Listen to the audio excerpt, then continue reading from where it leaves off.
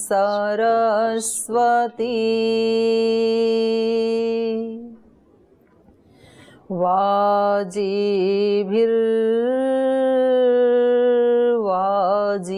वाजिनीवती यज्ञं वष्टु धिया वसु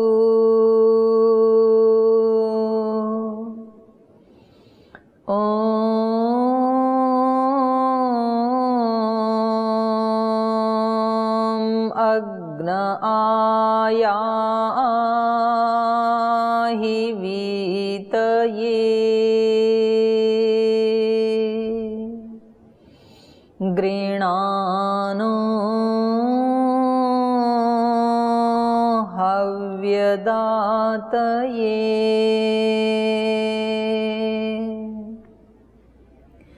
निहोता सत्सि बर्हिषि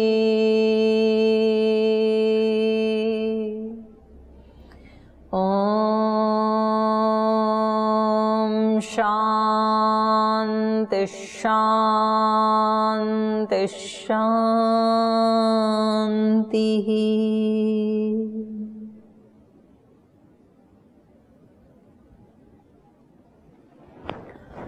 जीवन दर्शन कक्षा में आप सभी का स्वागत है। जीवन दर्शन माने जीवन का दर्शन, और जीवन का दर्शन करने के लिए ये संसार हमारे लिए एक मिरर है, एक शीशा है। उसमें हम देख सकते हैं कि उस संसार के साथ हमारी कैसी ट्यूनिंग है, वो हमारा अस्तित्व है, हमारा व्यक्तित्व है। और उसको देखने के लिए जो हमारे 3 प्रकार के कर्म हैं, शारीरिक, मानसिक, वाचिक, वो किस लेवल के हैं।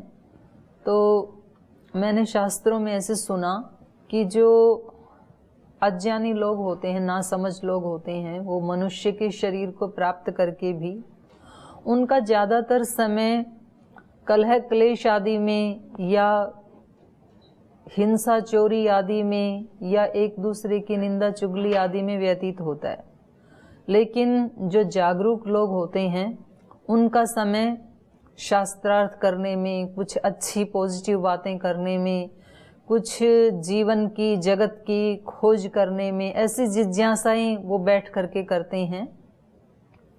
तो उसमें से कुछ निकल करके आता है। जब हम कुछ 2-3 व्यक्ति बैठ करके इस प्रकार की चर्चा करते हैं, तो आप लोगों ने घर में भी देखा होगा, जब पूरा परिवार कभी कभी आजकल तो इकट्ठा होता है, तो लोग पहले तो डाइनिंग टेबल के ऊपर तरह तरह के उल्टे सीधे खाने खाते हैं, और फिर जब वहाँ से उठते हैं कुछ इसी प्रकार के भद्दे हंसी मजाक करते हैं, कुछ इसी तरह का खाना खाते हैं। और उसका परिणाम ये होता है कि जब वो उठते हैं तो सारे झगड़ा करके उठते हैं और उठ के सब अपने अपने कमरों में चले जाते हैं। तो ये हमारी भारत की शैली नहीं है। हमारी भारत की जो शैली है, ऋषियों की जो शैली है, उसमें जब परिवार के लोग इकट्ठे होते हैं तो वो परस्पर कोई ऐसी सार्थक वार्ता करते हैं कि जिससे उन सब का भी लाभ होता है और उसमें से कुछ निकल करके आता है। इसी को न्याय दर्शन में वाद जल्प वितंडा नाम से बताया है, बातचीत करने का तरीका कैसा होना चाहिए। तो आप सबके साथ भी हम बात कर रहे हैं, और इसके साथ ही क्योंकि हमारा पतंजलि योगपीठ का परिवार तो बहुत बड़ा है, फिर उसमें भी हमने और उसको कम कम करते लाते हैं करोड़ों लोगों से। तो जो अपना पूरा ऑर्गेनाइजेशन है भारत में, तो यहाँ केंद्रीय स्तर पर जो हम सेवा करते हैं 3 भाई बहन, आदरणीय भाई डॉक्टर जयदीप आर्य जी, जो पिछले लगभग 2 दशक से योग की सेवा में श्रद्धेय स्वामी जी महाराज के साथ और उससे पहले विभिन्न संगठनों में, तो कोई मुझे आज परिचय देने की आवश्यकता नहीं है। हाँ, एक परिचय मैं करवा सकती हूँ कि अभी उनको नया दायित्व श्रद्धेय स्वामी जी महाराज ने हरियाणा योग परिषद में चेयरमैन के पद पर सेवा करने का दायित्व दिया है। तो आज हमारे साथ वार्ता करने के लिए भाई साहब भी उपस्थित हैं। आपका स्वागत है भैया। बहुत बहुत अभिनंदन बहन। और जैसे 2-3 दिन से, पिछले 2-3 दिन से आप भी इस चर्चा को देख रहे हैं और एक विषय हमने उठाया था, कर्म और कर्म फल व्यवस्था। तो आदरणीय भाई राकेश जी, तो आप इनके प्रवचनों से भी पहले से ही परिचित हैं और ये खुद एक बहुत प्रखर वक्ता हैं, एक चिंतक हैं। तो इस प्रकार का चिंतन आज करने के लिए आदरणीय भाई राकेश जी भी हमारे साथ हैं। आपका बहुत स्वागत है भैया। बहुत धन्यवाद। तो मिल करके हम इसमें कुछ प्रश्न आएंगे, कुछ उत्तर आएंगे, तो मुझे लगता है कि आप भी इसको सुनेंगे तो ये वार्ता सार्थक रहेगी, निरर्थक नहीं रहेगी। तो सबसे पहले हम चलते हैं आदरणीय भाई डॉक्टर जयदीप आर्य जी के पास। तो जो कोई आपके मन में भैया कोई ऐसा प्रश्न आ रहा हो कि जिससे सुनने वालों को भी कोई लाभ हो, तो उसके लिए मैं आपको आमंत्रित करती हूँ। पूज्य दीदी, आपके साथ आज वार्ता करते हुए बहुत हर्ष हो रहा है और हमारी वार्ता से आम व्यक्ति तक भी वो बात पहुँचे, जो अध्यात्म का तत्व है वो बहुत सरलता के साथ आपके माध्यम से जनमानस तक पहुँच रहा है। मैं आज जब आपने आरंभ किया तो यजुर्वेद के मंत्र से आरंभ किया और यजुर्वेद कर्म परक वेद हैं। और आज की वार्ता से पूर्व मैं जब कल चर्चा कर रहा था, देख रहा था, तो उसमें भी चर्चा ये आ रही थी, कर्म, अकर्म और विकर्म की चर्चा आ रही थी जी। योग दर्शन में भी 3 प्रकार के कर्मों की जैसे चर्चा आती है जी। शुक्ल कर्म, कृष्ण कर्म, मिश्रित कर्म। और हम उसमें और एक शब्द डाल देते हैं, जो योगेश्वर भगवान कृष्ण की गीता को जानते हैं, पढ़ते हैं, वो निष्काम कर्म की बात आती है। तो थोड़ा सा इसका विवेचन यदि हम सब कार्यकर्ताओं को, साधकों को मिल जाए तो मुझे लगता है और जीवन अच्छा उन्नत हो सकता है। सही बात है, क्योंकि हमारा जो जीवन है, और हमारा जीवन नहीं, पूरे संसार का जो अस्तित्व है वो कर्म पे ही तो टिका हुआ है। अगर हमारे कर्म समाप्त हो जाएं और उनका कर्माशय बनना यदि समाप्त हो जाए तो हमारे लिए संसार होते हुए भी नष्ट हो जाएगा। क्योंकि योग दर्शन में एक सूत्र आया है ना भैया, कृतार्थम प्रति नष्टम अप्यनष्टम तदन्य साधारणत्वात्। जो आत्माएं कृतार्थ हो गई, कृतार्थ अर्थ का मतलब है वहां पर प्रयोजन, जिनका प्रयोजन पूरा हो गया, तो उनके लिए ये संसार होते हुए भी नष्ट जैसे ही रहता है। माने उनके लिए तो प्रलय हो गई, समझ लो। तो कृतार्थ कौन है? कृतार्थ वो ही है कि जिसने अपने इस कर्म के माध्यम से जो उसके भोग थे, जो उसको भोगना था, और जो अपवर्ग था, क्योंकि इस शरीर को प्राप्त करके हमारे 2 ही प्रयोजन हैं। पीछे जो किया था वो हमें भुगतना है, उसको भुगत करके, मानो आप ये समझ लो हमारे ऊपर ऋण है वो, और किसी का ऋण हमारे ऊपर है तो उसको चुका करके ही हम मुक्त हो पाते हैं। तो जिन कर्मों ने, पीछे का कर्माशय तो बहुत विराट है, अनंत जन्मों का, अब उनमें से जिन्होंने फल देना शुरू कर दिया तो वो अपना फल दे के ही जाएंगे। हम बीच में उसको रोक नहीं सकते हैं, कर्माशय को काट नहीं सकते हैं। मतलब जैसे किसी व्यक्ति ने बंदूक से गोली चला दी, तो जिस वेग से उसको छोड़ा है वो वहां ही जाके रुकेगी, उसको बीच में नहीं रोका जा सकता है। और यदि रोकने की कोशिश करेंगे तो वो रोकने वाले को ही डैमेज करके निकल जाएगी आगे। तो ऐसा ही ये हमारे कर्मों का प्रवाह भी है। जब हमने ये जन्म, इस शरीर को धारण किया, तो उस समय हमारे कुछ कर्मों ने फल देना शुरू कर दिया। तो जिस वेग से उन्होंने फल देना शुरू किया है, अब उसके बीच में वो रुकेंगे नहीं। एक ही स्थिति में रुक सकते हैं, विवेक को प्राप्त कर दिया हमने, तब भी वो जो जिन्होंने फल देना शुरू कर दिया वो तो नहीं रुकेंगे तब भी। तो आपने देखा होगा कि संसार में भी कुछ महापुरुष ऐसे होते हैं कि उनका जीवन जन्म से लेकर के नितांत पवित्र होता है, पर उनके जीवन में भी कभी कोई रोग आ जाता है, कोई शोक आ जाता है, कोई ऐसी परिस्थिति आ जाती है जिसको संसार की भाषा में अशुभ कहते हैं, तो लोग कहते हैं कि इनके जीवन में ऐसा क्यों हुआ। उनके जीवन में ऐसा इसलिए हुआ क्योंकि जन्म के साथ जो कर्माशय जिसने फल देना शुरू कर दिया था उसको बीच में नहीं रोका जा सकता है, उसको तो भुगतना ही पड़ता है। तो ये हो गया भोग। और अपवर्ग का मतलब ये है कि आगे हम कर्म बनने ना दें। जैसे आपने 4 प्रकार के कर्मों की चर्चा की जो योग दर्शन में ही बताया है, कर्मा शुक्ला कृष्ण योग, कर्मा कृष्ण शुक्ल त्रिविधम इतरेशम। योगी के तो ये ऐसे कर्म होते हैं, ना कृष्ण होते हैं ना शुक्ल होते हैं। अशुक्ला अकृष्ण योगिनः त्रिविधम इतरेशम, दूसरों के 3 प्रकार के होते हैं और इसके ऐसे होते हैं वो पाप पुण्य से ऊपर उठे हुए होते हैं। निष्काम कर्म उसको गीता की भाषा में हम कह सकते हैं। तो आगे तो वो निष्काम कर्म करेगा तो कर्माशय बनने ही नहीं देगा अपना, और पीछे वाला हिसाब पूरा कर देगा, तो उसी स्थिति में वो उसका प्रयोजन पूरा होगा।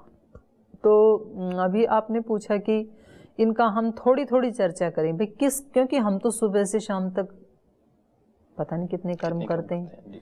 क्योंकि मोटे मोटे तौर पे तो हम अपने 15-20 काम गिना सकते हैं कि जी मैं सुबह उठा, मैंने स्नान किया, ब्रश किया, ऑफिस गया, लेकिन उस दौरान स्नान के दौरान भी हमने कितने कर्म किए मानस, तो उनकी तो कोई गिनती ही नहीं है। तो अनंत कर्म हमारे हो जाते हैं। तो उनमें से किन को हम शुक्ल माने।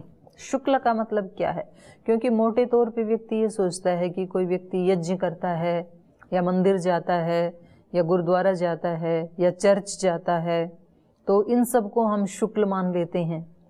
और कोई किसी की हत्या कर देता है, किसी की पिटाई कर दे, चोरी कर ले, डकैती, उसको हम कृष्ण मानते हैं।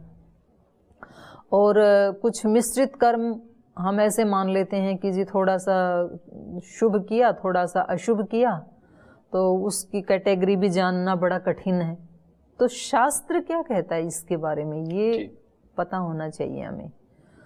देखो, अब जैसे यज्ञ याग आदि को हम शुक्ल मानते हैं, शुभ मानते हैं, लेकिन चौथे पाद में जो व्यास भाष्य है उसमें याग को भी मिश्रित कर्म माना है।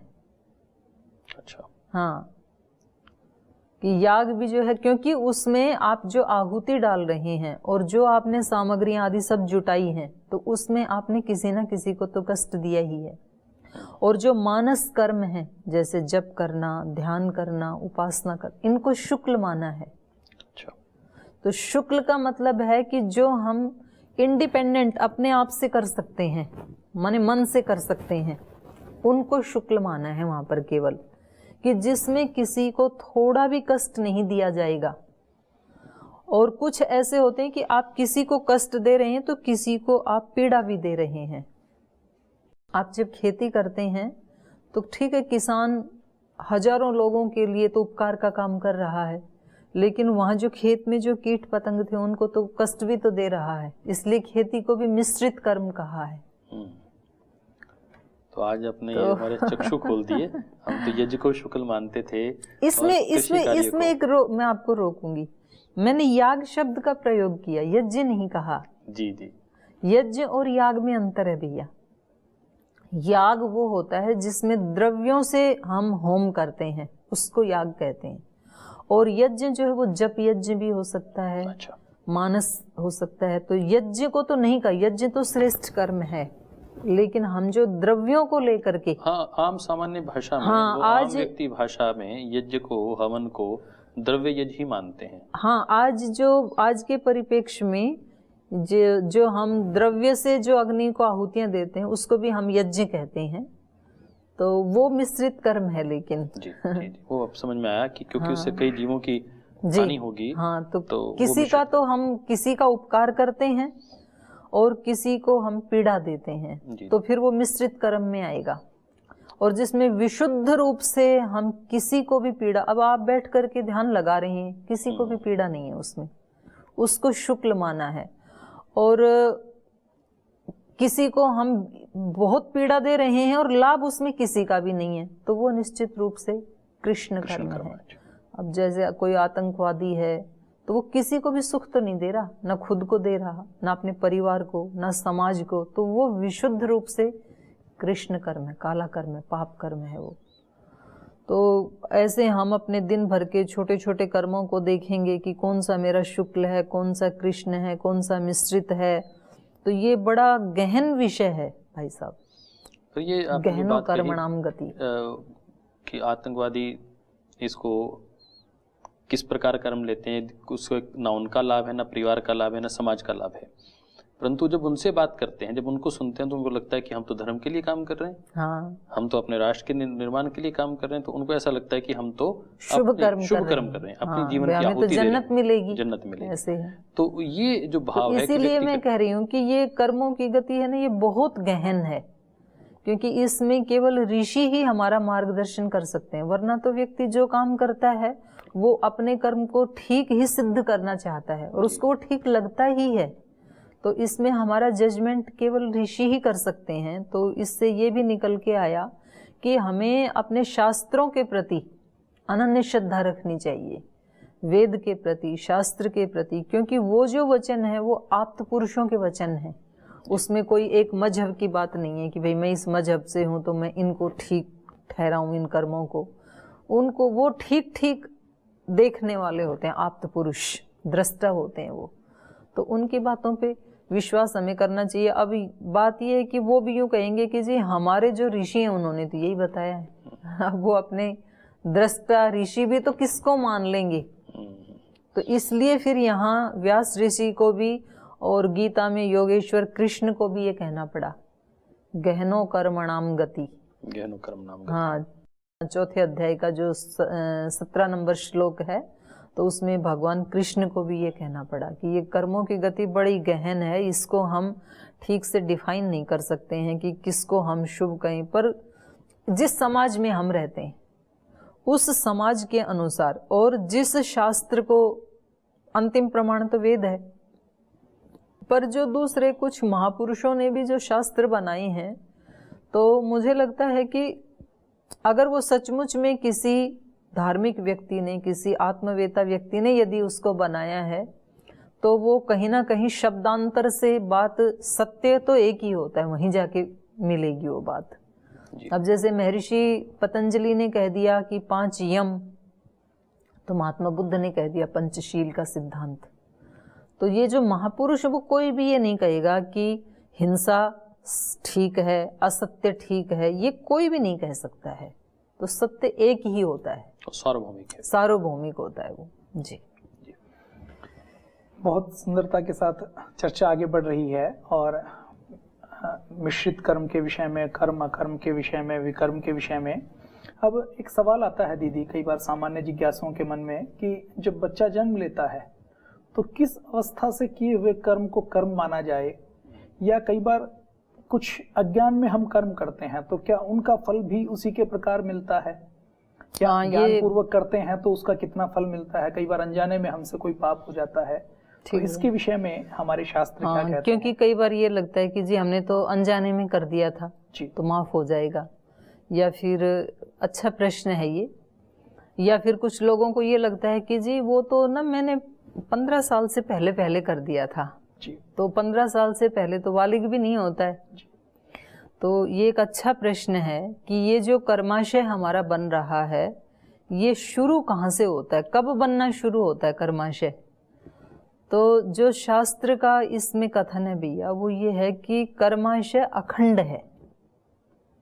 कर्माशय माँ के गर्भ में भी काम कर रहा है, उसके बाद की तो बात ही छोड़ो।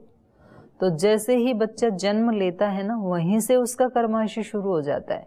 तो हम ये नहीं कह सकते हैं, आजकल तो खैर बच्चों की भी जेल बनी है अगर कोई अपराध करे तो, पर वो फिर भी थोड़े से बड़े हो गए। पर जो बच्चा पैदा ही हुआ है अभी, तो ये माँ के गर्भ में जो कर्माशय काम कर रहा है, वो तो काम कर रहा है माता पिता का, और उस आत्मा ने जो पिछले जन्म में किया था वो वाला कर्माशय काम कर रहा है अभी उसका, क्योंकि नया तो अभी बना नहीं है। पर जब वो जन्म लेने के बाद बच्चा जो भी चेष्टाएं करता है, तो उससे उसका कर्माशय बनना शुरू हो जाता है। तो अब प्रश्न ये आता है कि बच्चा तो कुछ समझता ही नहीं है, वो अच्छा बुरा जब तक कुछ समझे ही नहीं तो कर्माशय कैसे बनेगा। तो इसलिए यहाँ कर्मों को भी 3 श्रेणी में बांट दिया है। मृदु, मध्य, अधिमात्र। तो जब गर्भावस्था में, उसमें ये बाई चांस आज न्याय दर्शन की पुस्तक है, योग दर्शन में तो बताया ही है, क्लेश मूल कर्माशय दृष्टादृष्ट जन्म वेदनीय, सती मूले तद विपाको जाति आयुर्भोगा, और उनको हटाएं कैसे, ध्यान हेयस तद्वृत्तयः। तो वहाँ तो बताया ही है, खूब बड़ी लंबी चौड़ी चर्चा है कर्म फल की। मुझे लगता है कि कम से कम 195 सूत्र हैं। योग दर्शन को तो प्रत्येक व्यक्ति को अपने जीवन में कम से कम 10-15 बार जरूर पढ़ना चाहिए और भाष्य सहित पढ़ना चाहिए। बस एक छोटा सा ग्रंथ है, लेकिन हमारे जीवन को वो मनुष्य जीवन का जो अंतिम पड़ाव है वहां तक पहुंचा सकता है। कर्म फल की मतलब इससे सुंदर व्याख्या कहीं नहीं हो सकती है। तो हमने पिछली चर्चा में भी जैसे मैंने बताया था कि जो कर्म फल की चर्चा दूसरे लोगों ने की है, तो वो तो कहीं माफ़ी मांग लो, कहीं क्षमा मांग लो, कहीं फिर उनका एक जो शास्ता है वो आएगा और वो सबको माफ़ करके ले जाएगा। तरह तरह की भ्रांतियां कर्म फल में लोगों ने बनाई हैं। महर्षि पतंजलि ने ईश्वर को बीच में लाया ही नहीं, बिल्कुल विशुद्ध गणित जैसा हिसाब है वहाँ पे, 2 और 2 4 जैसा। और यही बात न्याय दर्शन में भी कही है। तो जैसे आपने पूछा ना कि भाई कहाँ से ये शुरू होता है, तो देखो यहाँ पर एक सूत्र आता है कि ये हमारा जन्म कैसे हो जाता है, बच्चे का जन्म, किसी को कैसा शरीर मिल रहा है, किसी को कैसा घर में पैदा होने को मिल रहा है, तो इसके पीछे क्या कारण है। तो ये 3 अध्याय में 62 नंबर सूत्र है, पूर्वाकृत फलानुबंध तदुत्पत्ति। या शरीर की उत्पत्ति कैसे होती है वो प्रकरण चल रहा है। तो ये कह रहे हैं पहले किए हुए जो कर्म के फल हैं, पूर्वकृत फल अनुबंधात, उनसे बंधा हुआ तदुत्पत्ति, उस शरीर की उत्पत्ति होती है। तो अब ये है कि भाई उसके जैसे कर्म थे, केवल वो ही इसमें निमित्त बनते हैं या कोई और निमित्त भी बनते हैं। तो फिर इन्होंने आगे बताया भूतेभ्यो मूर्ति उपादानवत तद उपादानम, और आगे कहा कि इसमें केवल इसी का ही नहीं चलता है बल्कि इसके माता पिता का भी इसमें शामिल होता है। ये भी यहीं पर ही आया है, ये है तथा आहारस्य, जैसे माता पिता न उत्पत्ति निमित्तत्वात् माता पित्रो हो, माता पिता भी उसमें निमित्त बनते हैं। और माता पिता ही नहीं, उनका आहार भी, माँ क्या खा रही है वो भी उसकी उत्पत्ति में निमित्त बनता है। तो मतलब जब गर्भ में है बच्चा उस समय तो उस आत्मा के पीछे कैसे संस्कार रहे वो निमित्त बनते हैं। और माता पिता को संतान उत्पत्ति के कैसा कर्माशय था वो भी निमित्त बनता है। और जन्म लेने के बाद बच्चे का शुरू हो जाता है। तो क्योंकि बच्चा कर्म भी तो मृदु करता है ना। आप कहेंगे कि जी बच्चे को तो कुछ होश ही नहीं है, तो उसको कैसे फल मिलना चाहिए। और उसके बाद भी 1 साल 2 साल 3 साल, मतलब कम से कम 5-6 साल तक तो बच्चा ठीक से समझ नहीं पाता है। लेकिन तो भी हम देखते हैं कि जब बच्चा भी, एक बच्चा है घर में बहुत शांत है, एक बच्चा है बहुत उद्दंड है, तो जो शांत है उसको माँ बहुत स्नेह देती है, प्रीति करती है। उद्दंड उसको थप्पड़ भी तो लगाती है। तो यही कर्म फल व्यवस्था है, क्योंकि उसका कर्म भी मृदु है। अभी तो छोटे छोटे गलतियां करेगा, वो बड़ी तो करेगा नहीं अभी। तो ये वहां से ही शुरू हो जाता है। पर और सहज रूप से देखा जाए दीदी कि आम आदमी इस बात को स्वीकार नहीं कर पाएगा। आपने अभी समझाया कि वो 2 घर में बच्चे हैं और 3 साल की उम्र के हैं, एक बहुत शांत है और एक शरारत करता है, माँ उसको एक को दंड भी देती है, एक कर्माशय का ही फल है। परंतु हमें मतलब आज चर्चा से पहले मेरा भी मानस यही मानता था कि शायद ईश्वरीय जो कर्म व्यवस्था के दृष्टिकोण से कोई 10-11 वर्ष के बाद, जैसे बुद्धि काम करने लग जाए। भारत का संविधान जैसे 18 वर्ष का एक व्यक्ति को व्यसक मानता है। और यदि बहुत बड़ा भी, अभी पिछले दिनों कसाब वाला केस आया, इतना बड़ा आतंकवादी था, आयु 15 वर्ष के आसपास थी, तो उसने छूटने का बहुत प्रयास किया, तो वो तय हुआ कि नहीं, वो जुवेनाइल कोर्ट में आएगा, 15 साल से ऊपर किसकी आयु है। हाँ। तो एक कोर्ट बना रखी है भारत सरकार ने कि वो जुवेनाइल कोर्ट है। हाँ, जहां बच्चों के में 18 से कम भी आयु है, तो 15 वर्ष तक की आयु है या उससे भी कम है, तो उसमें उसको भी सजा दी जाएगी। हाँ। परंतु उस एक ऐसा आयु है जहाँ पर बिल्कुल ही उसको नादान माना जाता है। तो मुझे लगता है कि शायद वो 10 वर्ष से कम की आयु को बिल्कुल नादान माना जाता है, जहाँ उसको ये नहीं माना जाता कि उसने जानपूर्वक कोई कर्म किया होगा, किसी की हानि भी पहुंचा दी होगी या उससे किसी की हानि हो भी गई होगी। घर में इसलिए तो उसको बड़ा दंड नहीं दिया जाता हाँ, है, कोई बड़ा दंड नहीं दिया जाता है। तो इसलिए कर्माशय के 3 पार्ट कर दिए, मृदु, मध्य, अधिमात्र। आप मृदु मृदु पुण्य करेंगे तो थोड़ा थोड़ा फल मिलेगा, मृदु मृदु पाप करेंगे, कोई गलती करेंगे तो कभी कभी तो माँ केवल डांटती ही है, कभी चपत भी लगाती है। और जैसे जैसे वो बड़ा होता जाएगा तो उसके कर्म आ जाएंगे फिर मध्यम श्रेणी में, मृदु मध्य, जो आप 15 साल वाला कह रही हैं, तो ये आ जाएंगे मध्यम कोटि के। तो क्योंकि ना तो वो पूरा अभी ज्ञानी है, अडल्ट है, और ना वो पूरा अनजान ही है, तो ये मध्य अवस्था है। एक फिर होता है अधिमात्र, कि भाई उसको पूरा होश आवास है और उस अपने संस्कारों से वशीभूत होकर के, जिसको आम बोलचाल की भाषा में कहा जाता है भाई ये तो आदत से लाचार है। तो उसके लिए जो आपने पूछा ना कि जी हमारे से कुछ दोष अनजाने में हो जाते हैं, तो क्या उनकी भी कोई माफ़ी है या नहीं भगवान के यहाँ से? क्योंकि अपने यहाँ तो कभी कोई माफ़ कर देता है, वो दंड देने वाले पे डिपेंड करता है। अगर कोई व्यक्ति किसी को कह दे कि जी ये मैं चाहता नहीं था और मेरे से अनजाने में हो गया, तो हो सकता है वो व्यक्ति उसको माफ़ भी कर दे और हो सकता है वो उसको दंड भी दे दे। तो ये तो इस व्यक्ति पे डिपेंड करता है। पर ईश्वर की क्या व्यवस्था है? मानो कोई व्यक्ति कहे कि जी मैंने तो भारत का संविधान पढ़ा नहीं, क्या क्या लिखा है उसमें, बाउंड्री क्रॉस कर गया, हमें तो पता नहीं था, हमें तो पता नहीं था, तो वहां तो उसको सजा मिलेगी भैया। वो कहेंगे भाई अगर आपने संविधान नहीं पढ़ा तो आपको पढ़ना चाहिए था, आप इस देश के नागरिक हैं। अगर कोई व्यक्ति कहे बोले जी मैंने तो योग दर्शन पढ़ा नहीं, मुझे नहीं पता था कि भाई हिंसा करने से और पुलिस पकड़ ले जाती है, तो पुलिस उसको छोड़ने वाली नहीं है कि भाई आपने क्यों नहीं पढ़ा था। तो अज्ञान कभी भी हमारे बचाव के लिए आश्रय नहीं बनता है भैया।